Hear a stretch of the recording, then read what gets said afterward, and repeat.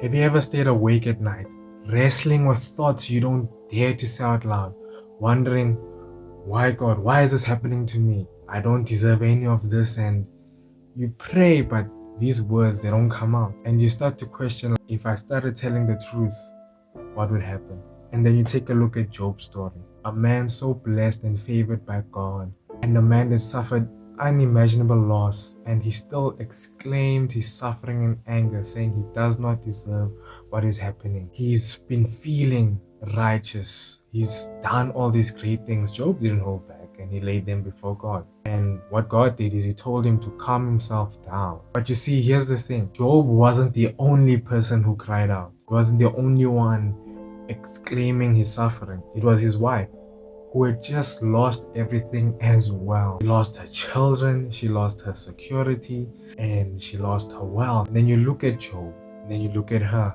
and within her grief, she looks at him and asks, why are you holding on to God? Why don't you deny him? Why do you keep trying? The words coming from a place of deep pain and love, no theology. He wasn't trying to be right, he was trying to be honest. And then you take a look at Job's friends. They had a completely opposite approach. They came with long speeches and statements. Yes, they were there with him during his suffering, but their speeches and theological statements and reasoning, trying to explain why Job is suffering, that surely, Job, you've sinned. God must be denying you. Only a guilty man will suffer the way you do. Only an unrighteous man deserves what is happening to you. And in the end, God still condemns Job's friends for their self-righteousness. Not Job's wife for what she said about him denying God, him being angry at God, but his friends were condemned. Her words full of despair, and yet she was not condemned.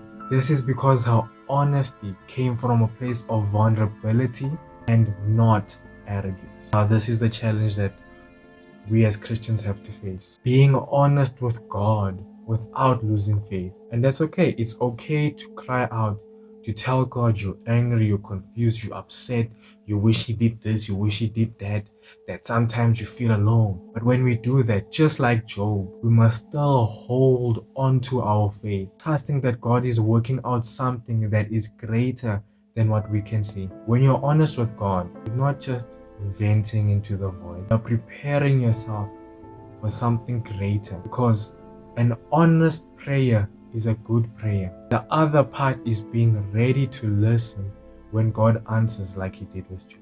God will speak, but his answer isn't always what we expect. It might be bigger, it might be more in-depth, more profound, and really reach within the depths of our despair to inform us on what we are supposed to hope for. In the end, you see that Job was restored, not just because he was righteous, but because he was faithful.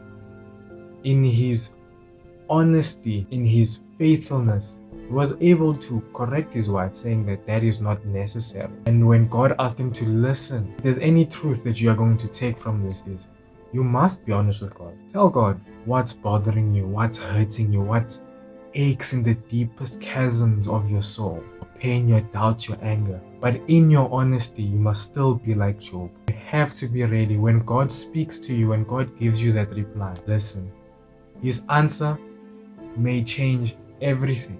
And sometimes it's not your situation that will change, but your heart, your outlook on things. And right now, you might not be understanding what's happening in your life, and that's okay.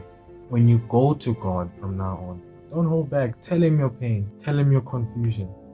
Stay open to his voice, because an honest heart leads to a deeper faith.